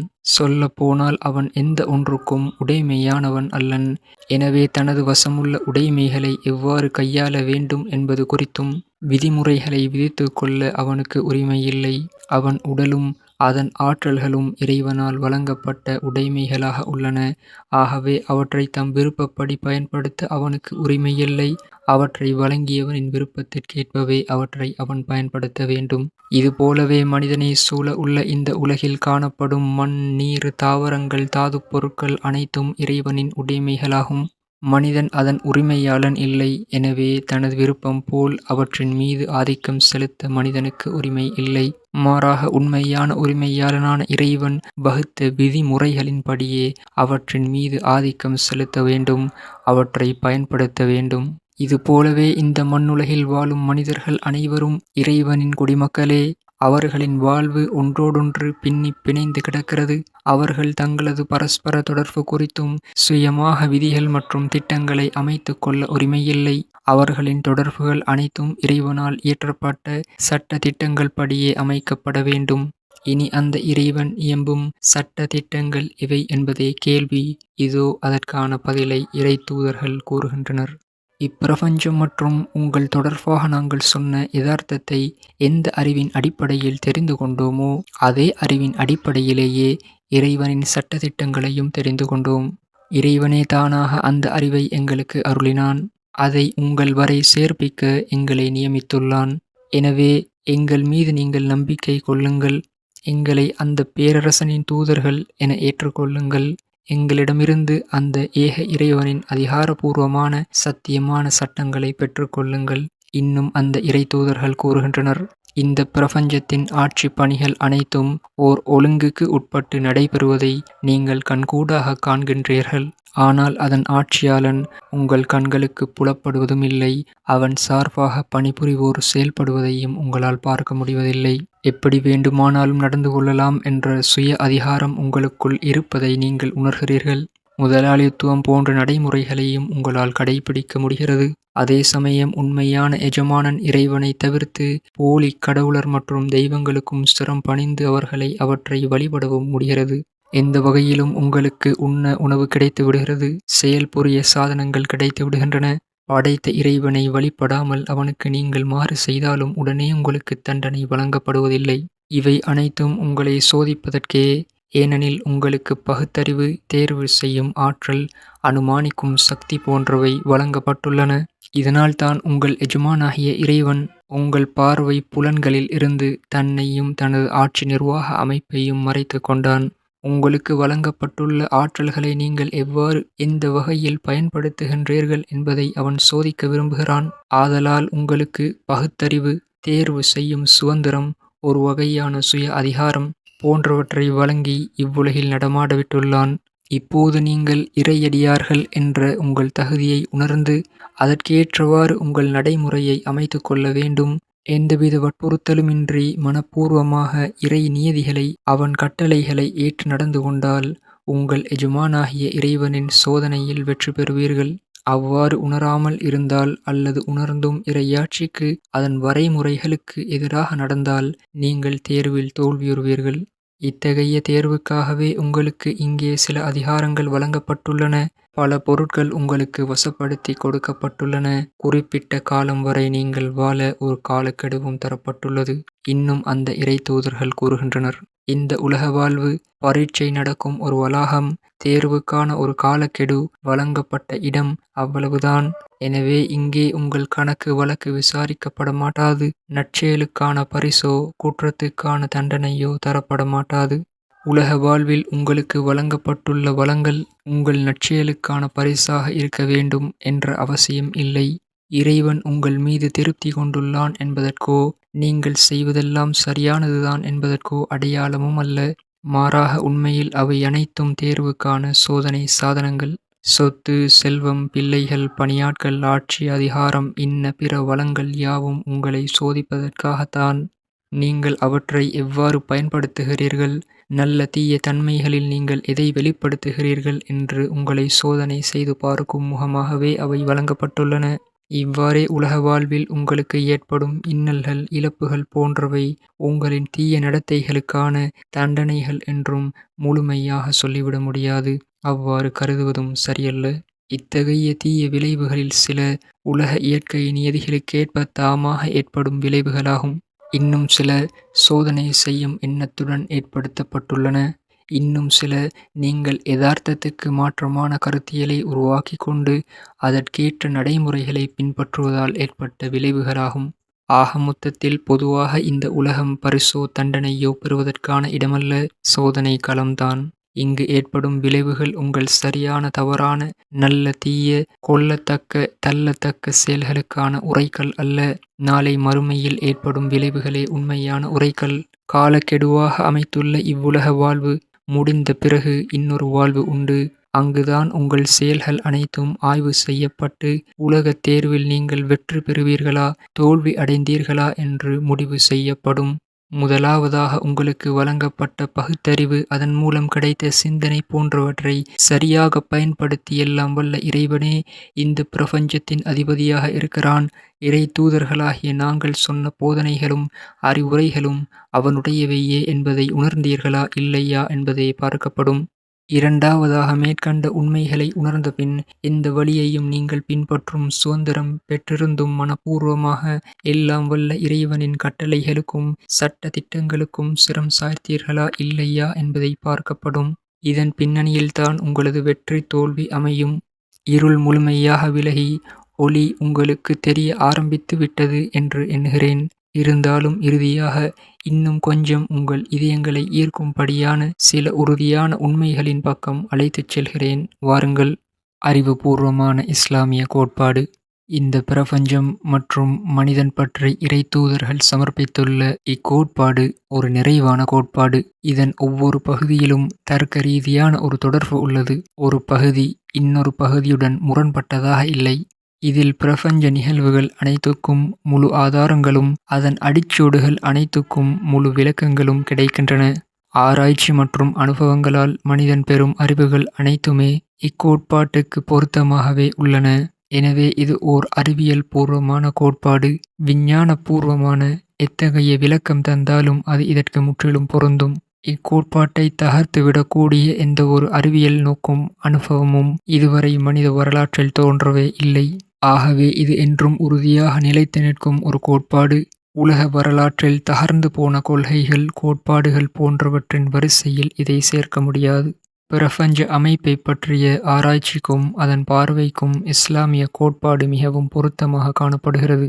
பிரபஞ்சத்தில் காணப்படும் வலுவான ஒழுங்குமுறையை கண்டபின் இதை ஆளுபவன் ஒருவன் இல்லை என்று சொல்வதை விட ஒருவன் இருக்கிறான் என்ற முடிவுக்கு வருவதே அறிவார்ந்த சொல்லாக இருக்க முடியும்.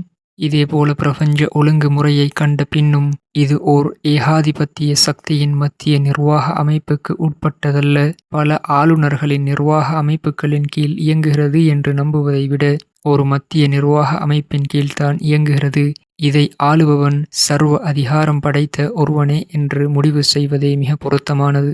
இதேபோல வெளிப்படையாகவே உணரும் வகையில் அமைந்த இப்பிரபஞ்ச நிர்வாக அமைப்பின் மகத்துவம் உணர்ந்து இது எத்தகைய நோக்கும் இல்லாமல் உருவானது, வெறும் சிறு பிள்ளை விளையாட்டு, திருவிளையாடல் என்று எண்ணுவதை விட ஒரு மகத்தான நோக்கத்தை கொண்ட சூட்சுமமிக்க நிர்வாகம் என்ற கருத்தியலே அறிவுக்கு ஏற்றவாதமாகும். யதார்த்தத்தில் இப்பிரபஞ்சத்தின் நிர்வாக அமைப்பு ஓர் அரசாங்கம் போன்றது. மனிதன் அதன் கீழ் உள்ள ஒரு குடிமகன் என்று நாம் சிந்திக்கும் போது மனிதன் சுய அதிகாரம் படைத்தவனாக, பதில் சொல்ல தேவையில்லாதவனாக, பொறுப்பற்றவனாக இருக்க வாய்ப்பில்லை. ஓர் அதிகார சக்திக்கு உட்பட்ட குடிமகனாக இருப்பதே மனிதனுக்குரிய தகுதியாக இருக்க முடியும், இருக்க வேண்டும். இதுவே நமது அறிவுக்கு மிக பொருத்தமானதாக உள்ளது. அறிவுபூர்வமாக நாம் சிந்தித்து பார்த்தாலும் இது முற்றிலும் ஒரு நடைமுறைக்கேற்ற கோட்பாடாக தெரிகிறது. மனித வாழ்வுக்கான ஒரு முழுமையான திட்ட பார்வை மிகவும் விளக்கமான முறையில் இக்கோட்பாட்டால் அமைவதை நாம் காண்கிறோம். ஒழுக்கம், தத்துவம், பண்பாடு, கல்வி, கலை, கலாச்சாரம், இலக்கியம், தொழில், அரசியல், போர், சமாதானம், பண்பாட்டு உறவுகள் போன்ற அனைத்துக்கும், சொல்லப்போனால் வாழ்வின் அனைத்து துறைகளுக்கும் தேவைகளுக்கும் இது வலுவான அடித்தளத்தை அமைத்து தருகிறது. வாழ்வின் எந்த துறையாக இருந்தாலும் அது சம்பந்தமாக தனது நடைமுறையை அமைத்து கொள்ள மனிதன் இக்கோட்பாட்டுக்கு வெளியே போக வேண்டிய அவசியம் இல்லை. இறுதியாக இக்கோட்பாட்டால் உலக வாழ்வில் எத்தகைய நடைமுறை உருவாகிறது, அதனால் தனி மனித வாழ்வில் ஏற்படும் விளைவுகள், சாதகங்கள் எவை என்பதை இப்போது கவனிப்போம். அறியாமை கோட்பாடுகள் மனிதனின் தனிப்பட்ட வாழ்வில் உருவாக்குகின்ற நடைமுறைகளுக்கு மாற்றமான ஒரு நடைமுறையை இந்த கோட்பாடு உருவாக்குகிறது. ஒரு பொறுப்புள்ள, கட்டுப்பாடு மிக்க ஒரு நடைமுறையையே ஏற்படுத்தி உள்ளது. இந்த கோட்பாட்டின் மீது நம்பிக்கை கொள்வதின் யதார்த்தமான பொருள் இதுதான். மனிதன் இந்த உலகத்தையும் அதிலுள்ள அனைத்து பொருட்களையும் தனது உடல், அதன் ஆற்றல்களையும் தனது சொந்த உடைமைகள் எனக் கருதி தனது விருப்பம்படி பயன்படுத்தக்கூடாது. இவை அனைத்தும் ஏக இறைவனின் உடைமைகள் என எண்ணி அவன் வழங்கிய சட்ட திட்டங்களுக்கு உட்பட்டு அவற்றை பயன்படுத்த வேண்டும். தனக்கு வழங்கப்பட்டுள்ள அனைத்து பொருட்களும் இறைவனின் அமானிதங்கள் என்று உணர வேண்டும். மேலும் மனிதனின் எந்த ஒரு செயலும் அசைவும், ஏன் அவனது இதயத்தில் மறைந்துள்ள எல்லாவித எண்ணங்களும் இறைவனின் பார்வையிலிருந்து தப்பாது. இப்படி அனைத்து வகையான அறிவும் ஞானமும் உள்ள இறைவனுக்கு நான் பதில் சொல்லியாக வேண்டும் என்ற உளப்பாங்குடன் அவற்றை பயன்படுத்த வேண்டும். இவ்வாறு நம்பும் மனிதன் எந்த நிலையிலும் ஒரு வரம்புக்கு கட்டுப்பட்டு இருப்பான் என்பது உறுதி. அவன் தனது இச்சைகளுக்கு அடிபணிவதில் கடிவாளமில்லாத குதிரையாகிவிட மாட்டான். கொடுமைக்காரனாக, வஞ்சகமிக்கவனாக ஆகமாட்டான். அவனது நடத்தையில் முழு நம்பிக்கை கொள்ள முடியும். சட்ட திட்டங்களுக்கு கட்டுப்பட்டு நடக்க அவனுக்கு வேறு எந்தவிதமான வெளி நிர்பந்தமும் தேவையில்லை. அவனது உள்ளத்தில் இயற்கையாக ஒழுக்க விதிகளுக்கு கட்டுப்பட்டு நடக்கும் வலுவான உணர்வு பிறந்து விடுகிறது. அது அவனை எல்லா சந்தர்ப்பங்களிலும் உண்மை, நேர்மையின் மீது நிலைத்திருக்கச் செய்கிறது. எங்கும் எந்த உலகியல் சக்திக்கு முன்னும் பதில் சொல்ல தேவையில்லை என்ற நிலை ஏற்பட்டாலும் அவனது உள்ளத்தில் உள்ள இந்த ஆன்மீக உணர்வு அவனை சத்தியத்திலிருந்து சருக விடாமல் பாதுகாக்கும். மிகவும் நம்பிக்கைக்குரிய, பொறுப்புணர்ச்சியுள்ள மனிதர்களை உருவாக்கி சிறந்த சமூக அமைப்பை கட்டியமைக்க இறையச்சம், முழுமையான ஒப்படைப்பு உணர்வு கொண்ட இது போன்ற ஒரு கோட்பாடு அவசியமாக உள்ளது. மேற்கண்ட நோக்கத்தை நிறைவேற்ற இதைவிட சிறந்த, உகந்த ஒரு வழிமுறையை நாம் கனவிலும் நினைத்து பார்க்க முடியாது. இன்னும் கவனியுங்கள், இந்த கோட்பாடு மனிதனை கடுமையாக உழைக்கத் தூண்டுவதுடன் அதன் முயற்சியில் ஈடுபடும் போது இச்செய்களுக்கு அடிபணிதல், சுயநலம், குறுகிய தேசியவாதம் பேணல் போன்றவற்றுக்குப் பதிலாக நேர்மை பேணல், பொதுநலம், உலகளாவிய பரந்த மனப்பான்மை, உயர்ந்த குறிக்கோளை அடைதல் போன்றவற்றின் வழியில் மனிதனை நடைபோட வைக்கிறது. நான் உலகில் வீணாக படைக்கப்படவில்லை. இறைவன் என்னை இங்கு பணிபுரிய செயலாற்ற அனுப்பியுள்ளான். எனது வாழ்வு எனக்காகவோ என்னை சார்ந்தவர்களுக்காகவோ மட்டும் உருவானதல்ல, மாறாக இறைவன் விரும்பும் பணியை செய்திட அது உருவானது. மேலும் எனது ஆயுளையும் எனக்கு வழங்கப்பட்ட ஆற்றல்களையும் எவ்விதம் செலவு செய்தேன் என்று விசாரிக்கப்படாமல் நான் விடப்பட மாட்டேன் என்று உறுதியாக ஒரு மனிதன் நம்புகிறான். இவ்விதம் நம்பிக்கையுடையவனை விட அதிகமாக பாடுபடுபவன், தூய எண்ணத்துடன் உழைப்பவன், பயன் தரும் முயற்சிகளில் ஈடுபடுபவன் உலகில் வேறு யார் இருக்க முடியும்? ஆகவே இந்த கோட்பாடு மிகச்சிறந்த மனிதர்களை உருவாக்குகிறது என்பது உண்மை. இதன் மூலம் தனிமனித வாழ்வில் ஏற்படும் நல்ல விளைவுகளை விட வேறு கோட்பாட்டை பின்பற்றுவதால் பெற முடியாது. இனி இந்த கோட்பாடு எத்தகைய சமூக அமைப்பை உருவாக்குகிறது என்று கவனிப்போம். அனைத்துக்கும் முதலாவதாக, மனிதர்கள் இணைந்து வாழும் சமூக அமைப்புக்கான அடித்தளத்தையே இந்த கோட்பாடு முற்றாக திருத்தி அமைத்து விடுகிறது. இக்கோட்பாட்டின்படி மனிதர்கள் அனைவரும் இறைவனின் அடியார்கள், குடிமக்கள். எனவே அனைவருடைய உரிமைகள், தகுதிகள், வாய்ப்புகள் சரிசமனானவை. எந்த தனிப்பட்ட மனிதனுக்கோ, குடும்பத்துக்கோ, வம்சத்துக்கோ, வர்க்கத்துக்கோ, சமூகத்துக்கோ எவ்வித தனிப்பட்ட உயர்வோ, மேன்மையோ, உரிமையோ கிடையாது. இதன் மூலம் ஒரு மனிதன் சக மனிதன் மீது செலுத்தும் ஆதிக்கம், ஒருவன் இன்னொருவனை விட மேம்பட்டவன் என்ற பெயரில் உருவாகும் வேறுபாடு போன்றவை வேரோடு கிள்ளி எறியப்பட்டு விடுகின்றன. இக்கோட்பாட்டை பின்பற்றினால் மன்னராட்சி, பிரபுத்துவ முறை, உயர்குல ஆட்சி, பிராமணியம், போப் ஆட்சி போன்றவற்றால் உருவாகும் அனைத்து தீமைகளும் வழக்கொழிந்து போகும். உலகில் ஏற்படும் கலவரம், யுத்தம், கொலை போன்றவற்றுக்கு அடிப்படை காரணங்களாக இருக்கும் ஜாதி, இன, நிற, மத ரீதியான மாச்சரியங்கள் அனைத்தையும் இது இல்லாதொழித்து விடுகிறது.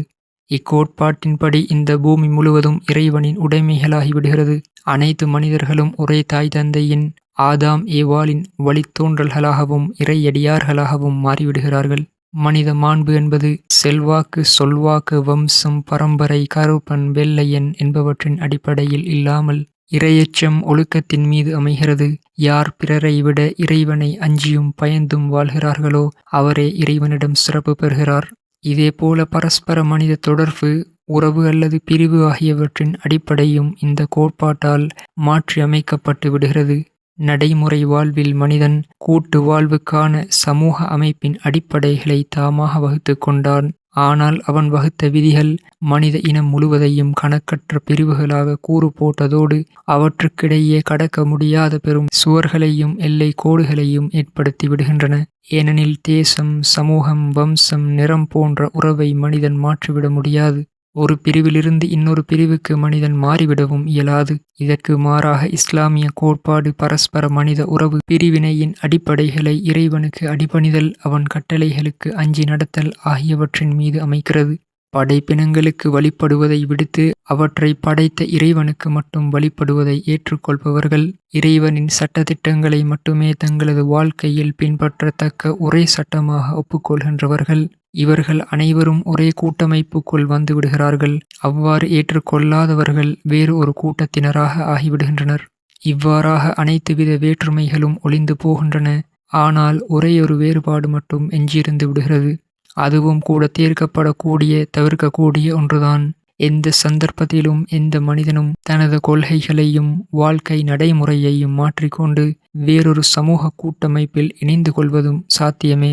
ஆக சத்தியத்துக்கு ஆதரவான ஓர் அமைப்பு, அதற்கு எதிரான ஓர் அமைப்பு, இரண்டும் மட்டுமே எஞ்சி நிற்கும். ஏனைய வேறுபாடுகள் அனைத்தும் களையப்பட்டுவிடும். மேற்கண்ட சீரமைப்பால் இந்த கோட்பாடு எத்தகைய சமூக அமைப்பை உருவாக்குகிறது, எவ்வித நல்ல தாக்கங்களை ஏற்படுத்துகிறது என்பதை பாருங்கள். அச்சமூகத்தின் அமைப்பு, மனோநிலை, உணர்வு போன்றவை முற்றிலும் மாறுபட்டிருக்கும். இதன்படி அமையும் ஆட்சி முறை மனித ஆதிக்கத்தின் கீழ் இல்லாமல் இறைவனின் ஆதிக்கத்தின் கீழ் அமையும். ஆட்சி இறைவனுடையதாக இருக்கும். சட்டதிட்டங்கள் இறைவனால் வழங்கப்பட்டதாக இருக்கும். மனிதன் இறைவனின் பிரதிநிதி எனும் அந்தஸ்தில் மட்டும் செயலாற்றுவான். எல்லாவற்றுக்கும் முதலாவதாக மனித ஆதிக்கம், மனித சட்டங்களால் ஏற்படும் தீமைகளை இது முற்றாக அகற்றிவிடுகிறது.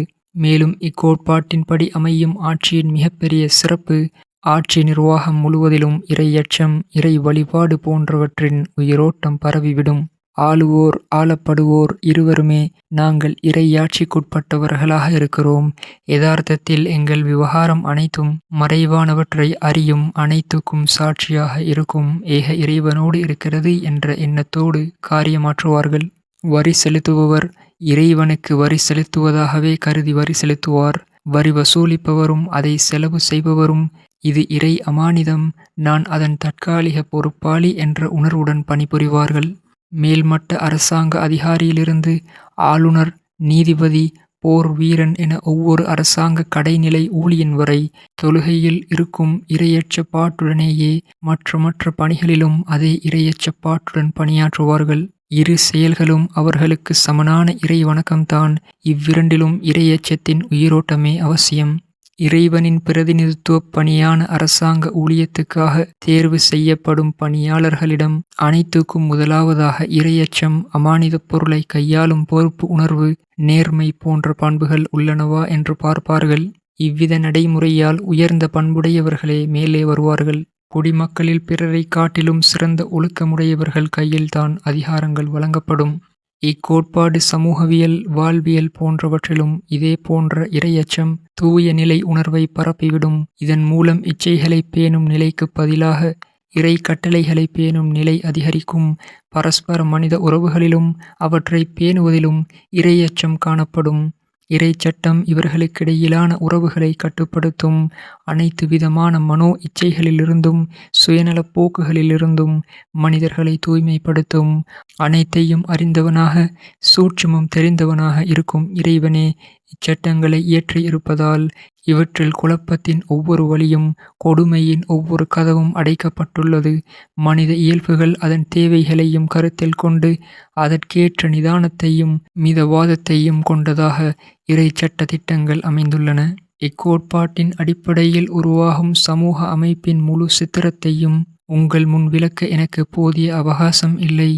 ஆனால் நான் இதுவரை விளக்கியவற்றிலிருந்து இந்த பிரபஞ்சம் மற்றும் மனிதன் குறித்து இறை தூதர்கள் எந்த கருத்தை, கொள்கையை முன்வைத்துள்ளார்களோ அது எத்தகைய நடைமுறையை தோற்றுவிக்கிறது, அதன் விளைவு எவை என்பவற்றை நீங்கள் புரிந்து கொள்ளலாம். இது காகிதத்தில் தீட்டப்பட்ட வெறும் கற்பனை சித்திரம் அல்ல. மாறாக வரலாற்று பக்கங்களில் இக்கொள்கையின் அடிப்படையில் ஒரு சமூக அமைப்பும் ஓர் ஆட்சி முறையும் நிறுவிக் காட்டப்பட்டுள்ளன. இந்த கொள்கை கோட்பாட்டின்படி உருவாக்கப்பட்ட மனித சமுதாயத்தை விட சிறந்த சமுதாயம் உலகில் உருவான வரலாறு இல்லை. இந்த ஆட்சி அமைப்பை விட வேறெந்த ஆட்சி அமைப்பும் மனித சமூகத்துக்கு மன நிம்மதியையும் உலக அமைதியையும் வழங்கவில்லை. இச்சமூக அமைப்பில் உருவான மனித மாணிக்கங்களின் ஒழுக்க மாண்பும் கடமையுணர்வும் எத்துணை சிறப்பாக இருந்தது என்பதற்கு ஒரு பானை சோற்றுக்கு ஒரு சோறு பதம் என்பதற்கிணங்க ஒரு சிறிய சிறந்த சான்று இதோ. ஒரு நாட்டுப்புற அரபு பெண் தவறான நடத்தையால் கருவுற்றுவிட்டால் அதற்கு கல்லெறிந்து கொல்லப்படும் கடும் தண்டனை உண்டு என்பதை அவள் நன்கறிந்திருந்தும் தாமாக முன்வந்து தண்டனையை நிறைவேற்றுமாறு கூறினாள். உனது குழந்தையை பெற்றெடுத்த பின் வா என்று பிணையோ ஜாமீனோ ஏதுமின்றி விடப்பட்டாள். குழந்தை பிறந்த பிறகு மீண்டும் வந்து தண்டனை நிறைவேற்றுமாறு அவள் வேண்டி நின்றாள். குழந்தைக்கு பாலூட்டும் காலம் முடிந்த பிறகு வா என்று கூறப்பட்டது. அவள் தன் இருப்பிடம் திரும்பினாள். எந்த காவலும் அவளுக்கு ஏற்படுத்தப்படவில்லை. பாலூட்டும் காலம் சுமார் 2 ஆண்டுகள் முடிந்த பிறகு மீண்டும் வந்து தனக்குரிய தண்டனையை நிறைவேற்றி பாவத்திலிருந்து தன்னை விடுவிக்குமாறு வேண்டினாள். அதன் பிறகு அவள் கல்லெறிந்து கொல்லப்பட்டாள். அவள் இறந்த பிறகு அவள் மீது இறையருள் உண்டாக பிரார்த்தனை செய்யப்பட்டது. அப்போது அங்கே இருந்த ஒருவரின் வாயிலிருந்து சீ, எவ்வளவு மோசமான வெட்கங்கெட்ட பெண்ணிவள் என்ற வார்த்தை வெளிப்பட்டது. இறைவன் மீது ஆணையாக அவள் சிறந்த முறையில் இறைவனிடம் தௌபா, பாவ மன்னிப்பு கோரி மீண்டு விட்டாள் என அவருக்கு உணர்த்தப்பட்டது. அவள் மீது குறை சொன்னவர் கண்டிக்கப்பட்டார். இக்கோட்பாடு தோற்றுவித்த சமூகத்தில் உள்ள மனிதர்களின் உயர் ஒழுக்க நிலை இதுவாக இருந்தது. இப்போது இக்கோட்பாட்டின்படி அமைந்த ஆட்சி நிலை எவ்வாறு இருந்தது என்பதை பாருங்கள். குறித்த அந்த அரசாங்கத்தின் வருவாய் கோடிக்கணக்கை எட்டியிருந்தும் அதன் கருவூலங்கள் பாரசீகம், சிரியா, எகிப்து போன்ற நாடுகளின் செல்வங்களால் நிரம்பிக் கொண்டிருந்தும் அவ்வரசாங்கத்தின் ஜனாதிபதி 150 ரூபாய் மட்டுமே மாத ஊதியம் பெற்று வந்தார். அவ்வாட்சியில் வாழ்ந்த மக்களின் நிலை எப்படி இருந்தது என்றால், அவர்கள் மத்தியில் ஜகாத்தை பெறத் தகுதியானவர் ஒருவர் கிடைப்பாரா என தேடியும் தென்படாத அளவுக்கு அவர்கள் பலம் பெற்றிருந்தார்கள்.